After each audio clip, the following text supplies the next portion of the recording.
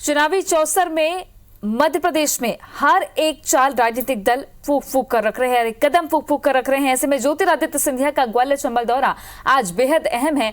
5 दिन के दौरे पर ज्योतिरादित्य सिंधिया हैं, जहां बीजेपी के कार्यकर्ताओं से मंडल स्तर की बैठक लेंगे और बातचीत करेंगे। सीधे संवाद बीजेपी के कार्यकर्ताओं से दिमनी सुमावली विधानसभा क्षेत्र में होगा।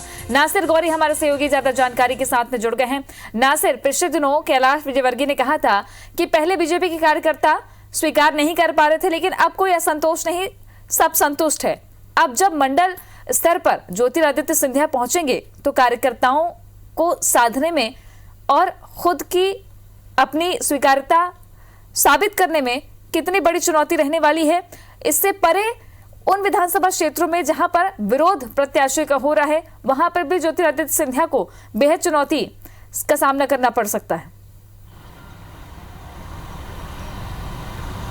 बिल्कुल तृप्ति, और जैसा कि ज्योतिरादित्य सिंधिया ग्वालियर चंबल अंचल के 5 दिवसीय दौरे पर हैं। यहाँ पर वो पोलिंग बूथ के जो कार्यकर्ता हैं उनसे संवाद करेंगे, डायरेक्ट 1-to-1 बातचीत करेंगे।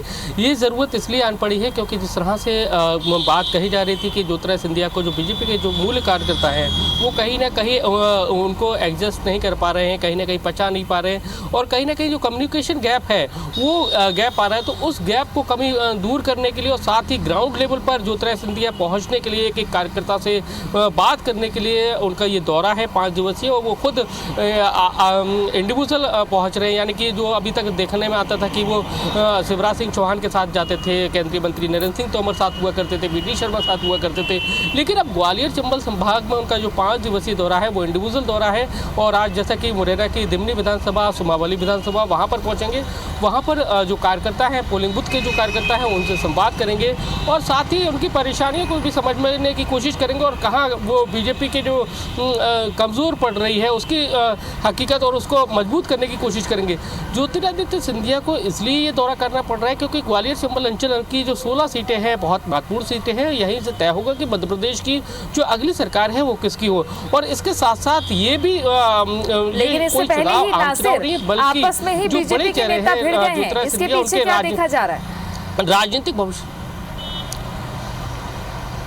देखिए, जैसे ही वो आज ग्वालियर के एयरपोर्ट पर आए थे तो कुछ जो बीजेपी के उनके जो समर्थक कार्यकर्ता थे वो आपस में भिड़ गए, क्योंकि नज़दीक लगातार हम देखने में ये आता था कि ज्योतिरादित्य सिंधिया के जो जब कांग्रेस में रहते थे तब भी इस तरह की तस्वीरें देखने को मिलती थी। जो उनके समर्थक हैं वो उनके पास पहुँचने में कहीं ना कहीं उनके साथ में छुआ छटकी हुआ करती थी। वही तस्वीर आज देखने को मिली है। लेकिन जैसा कि मैंने कहा कि ये ग्वालियर चंबल संभाग का जो चुनाव है केवल ज्योतिरादित्य सिंधिया ये केवल कोई मामूली चुनाव नहीं है, बल्कि कई जो बड़े चेहरे हैं उनके राजनीतिक भविष्य का भी चुनाव है।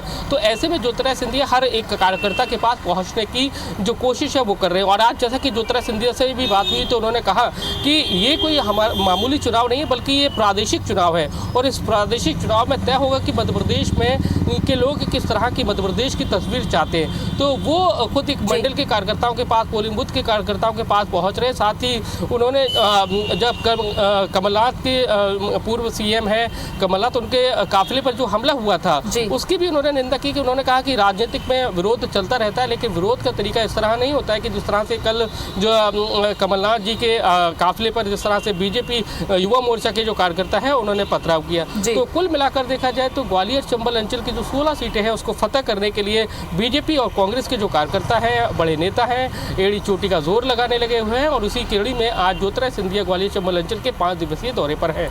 नजर बना रखिएगा नासिर। फिलहाल शुक्रिया आपका जानकारी के लिए। तो मध्य प्रदेश में